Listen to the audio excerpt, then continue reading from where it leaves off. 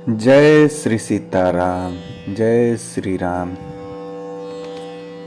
दोस्तों, बचपन में जब हम रामायण की कहानियाँ सुना करते थे तब हमें लक्ष्मण जी के बेहोश होने पर हनुमान जी की संजीवनी बूटी ले जाने का किस्सा भी सुनने को मिलता था,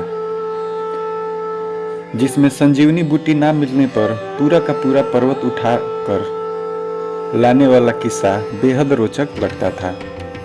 आज के बच्चों को भी वो किस्सा सबसे और अधिक और सबसे रोचक लगता है। जिस तरह से हनुमान जी एक ही रात में श्रीलंका से हिमालय पर्वतों पर पहुंचे और पहाड़ उठाकर वापस भी आ गए, तो निश्चित ही उनके उड़ने की क्षमता बेहद तेज रही होगी। यहाँ हम उनकी तुलना किसी भी मानव या मशीन से नहीं करेंगे और न ही आधुनिक युग के पास इस समय ऐसा कोई प्रमाण है कि उनके उड़ने की गति या रफ्तार क्या रही होगी ये पता कर सके। लेकिन अगर रामायण पर आधारित प्रमाणों की बात करें तो हमारे सामने सटीक और स्पष्ट प्रमाण है कि हनुमान जी का वेग आज के युग में उपलब्ध किसी भी मशीन से सैकड़ों गुना अधिक रही होगी।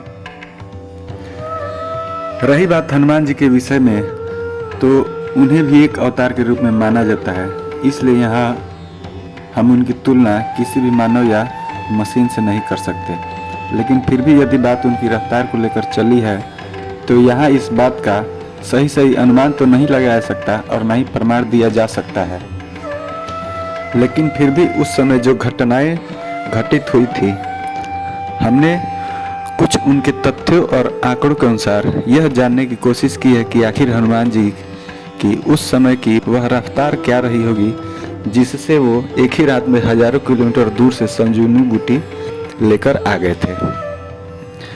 तो जिस प्रकार की रामायण में वर्णन है उसको आधार मानकर कहा जाता है कि जिस वक्त लक्ष्मण और मेघनाथ का युद्ध होने वाला था, उससे ठीक पहले मेघनाथ ने अपनी कुल देवी की तपस्या शुरू कर दी थी और वह तपस्या मेघनाथ ने पूरे दिन की थी। इसकी खबर जब श्री राम की सेना को लगी तो वो विभीषण ने श्री राम को बताया कि अगर मेघनाथ की तपस्या पूर्ण हो गई तो मेघनाथ अमर हो जाएगा और फिर मेघनाथ को कोई भी नहीं मार सकेगा। इसलिए मेघनाथ की तपस्या को किसी भी तरीके से भंग करना होगा। इसके बाद हनुमत सहित कई वानर मेघनाथ की तपस्या भंग करने निकल पड़े। उन्होंने अपनी गदा के प्रहार से मेघनाथ की तपस्या भंग करने में सफलता प्राप्त की, लेकिन तब तक रात हो चुकी थी। लक्ष्मण जी ने रात को ही मेघनाथ को युद्ध के लिए ललकारा। रामायण के अनुसार उस समय रात्रि का दूसरा पहर शुरू हो चुका था। जैसे कि हम सब जानते हैं कि रात्रि के 4 पहर होते हैं, जिसमें रात्रि का पहला पहर सूर्य अस्त होते ही शुरू हो जाता है और सूर्य उदय होने के साथ ही रात्रि का अंतिम यानी चौथा पहर भी खत्म हो जाता है। इसका मतलब प्रत्येक पहर 3 घंटे का होगा। और अगर हम आधुनिक काल की घड़ी के हिसाब से देखें तो लक्ष्मण और मेघनाथ का युद्ध रात के लगभग 9 बजे शुरू हुआ होगा। यह भी माना जाता है कि लक्ष्मण और मेघनाथ के बीच जो युद्ध हुआ था वो लगभग 1 पहर यानी 3 घंटे तक चला था। उसके बाद ही मेघनाथ ने अपनी शक्तिशाली अस्त्र का प्रयोग किया, जिससे लक्ष्मण मूर्छित हो गए। यानी लक्ष्मण के मूर्छित होने का समय लगभग 3 घंटे बाद अर्थात 9 बजे से शुरू होकर 12 बजे के आसपास का रहा होगा। लक्ष्मण के मूर्छित होने के समस्त वानर सेना में हड़कंप मच गया था। मेघनाथ ने मूर्छित लक्ष्मण को उनकी शरीर को उठाने की ताबड़तोड़ कोशिश की, लेकिन उठा पाने में असमर्थ होने पर मेघनाथ वापस चला गया। श्री राम अपने प्यारे भाई को मूर्छित देखकर शोक में डूब गए। उसके बाद विभीषण के कहने पर हनुमान जी लंका में से राज्य वेद को जबरदस्ती उठाकर ले आए।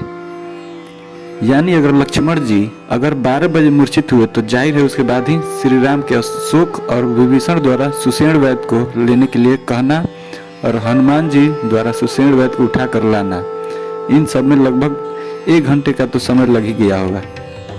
यानी रात्रि के करीब 1 बज चुके होंगे। इसके बाद वैद्य द्वारा लक्ष्मण जी की जांच करने और उनके प्राण बचाने के लिए संजीवनी बूटी लाने की सलाह देने और हनुमान जी को संजीवनी बूटी लाने के लिए प्रस्थान करने में कम से कम आधे घंटे का समय तो जरूर ही लगा होगा। तो हम यह मान सकते हैं कि आज के समय के अनुसार करीब 1:30 पर बजरंग बली ने संजीवनी बूटी लाने के लिए रावण की नगरी में उड़ान भरी होगी। और जहाँ तक सवाल उनके वापस आने का है, तो निश्चित ही वह सूर्य उदय होने से पहले यानी लगभग 5 बजे वापस आ गए होंगे। अगर 1:30 बजे अर्थात 1:30 पर हनुमान जी संजीवनी लाने के लिए उड़े और 5 बजे तक वापस भी आ गए, तो इसका मतलब हनुमान जी 3.5 घंटे में द्रोणागिरी पर्वत उठाकर वापस आ गए होंगे। लेकिन यह इन 3.5 घंटों में से भी हमें कुछ समय कम करना होगा, क्योंकि जैसा कि रामायण में हमें पढ़ने को मिलता है कि लंका से निकलकर पवन पुत्र भारत आए तो रास्ते में उन्हें कालनेमी नामक राक्षस भी रूप बदलकर मिला था। कालनेमी नामक उस राक्षस की मंशा भी हनुमान जी का समय खराब करने की ही थी। जैसे कि रामायण में बताया गया है कि हनुमान जी ने जब जंगल से राम नाम का जप सुना था तो जिज्ञासावश नीचे उतर आए। कालनेमी ने खुद को बहुत बड़ा ज्ञानी बताया और हनुमान जी से कहा कि पहले आप स्नान करके आओ, उसके बाद मैं आपको रावण के साथ चल रहे युद्ध का नतीजा बताऊंगा। हनुमान जी उसकी बातों में आ गए और स्नान करने चले गए। स्नान करते समय उनका सामने एक मगरमच्छ से हुआ, जिसे हनुमान जी ने मार डाला।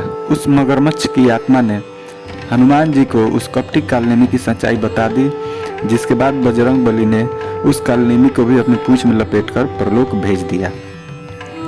इस घटनाक्रम में भी हनुमान जी का कम से कम आधे घंटे का समय तो जरूर खराब हुआ होगा।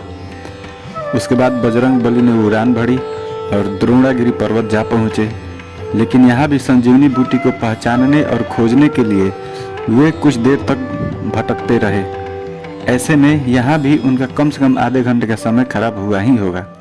तभी तो बूटी को न पहचान पाने की वजह से हनुमान जी ने पूरा पर्वत ही उठा लिया और वापस लंका की ओर जाने लगे।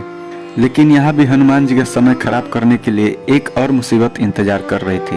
यानी जब वे पर्वत को लेकर अयोध्या के ऊपर से उड़ रहे थे तो श्री राम के भाई भरत ने सोचा कि यह कोई राक्षस ही होगा जो अयोध्या के ऊपर से ले जा रहा है, और उन्होंने बिना सोचे समझे हनुमान जी पर बाण चला दिया था।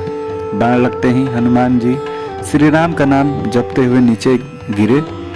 उनके मुंह से श्री राम का नाम सुनते ही भरत जी दंग रह गए और उन्होंने हनुमान जी से उनका परिचय पूछा। हनुमान जी ने उन्हें राम रावण युद्ध के बारे में बताया और लक्ष्मण के मूर्छित होने का पूरा किस्सा भी सुनाया। किस्सा सुनकर भरत जी रोने लग गए और उनसे माफी मांगी। फिर हनुमान जी का उपचार भी किया गया। इसके बाद हनुमान जी ने लंका की ओर फिर से उड़ान भरी।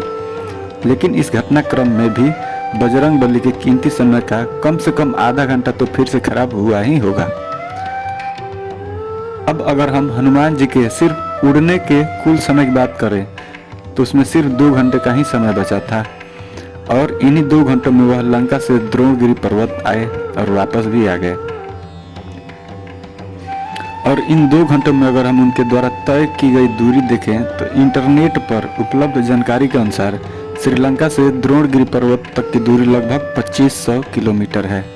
यानी कि आने और जाने दोनों तरफ की कुल दूरी मिलाकर लगभग 5000 किलोमीटर तक है।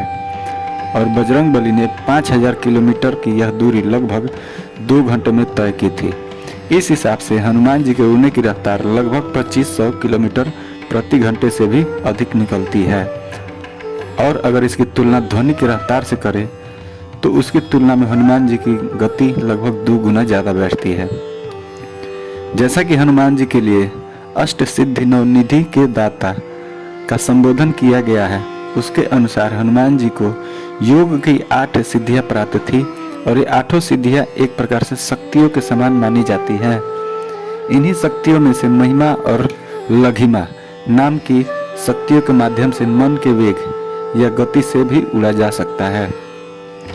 माना जाता है कि लघिमा नामक सिद्धि का उपयोग करके हनुमान जी अपने शरीर का वजन ना के बराबर कर लेते थे, जिसके बाद वे प्रकाश की गति से भी तेज उड़ सकते थे। इसे अगर हम वैज्ञानिक आधार पर देखें तो वहाँ भी प्रकाश की गति से तेज उड़ने के लिए किसी भी चीज़ का वजन ना के बराबर होना चाहिए। और अगर शरीर में वजन ही नहीं होगा तो उस पर ना तो गुरुत्वाकर्षण का प्रभाव हो सकता है और ना ही किसी भी प्रकार की कोई केंद्रीय ऊर्जा ही उन्हें अपनी ओर खींच सकती थी। तो संभव है कि इसी कारण से हनुमान जी भी प्रकाश की गति से या उससे भी तेज गति से उड़ सकते थे।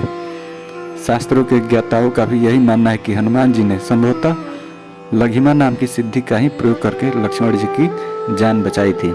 अगर ये कहानी आपको अच्छी लगी तो इस वीडियो को लाइक करें, कमेंट में जय वीर बजरंगबली लिखें और ऐसे ही आपको और भविष्य में वीडियो मिले इसके लिए आप चैनल को सब्सक्राइब कर दें। आज के लिए इतना ही। जय श्री सीताराम।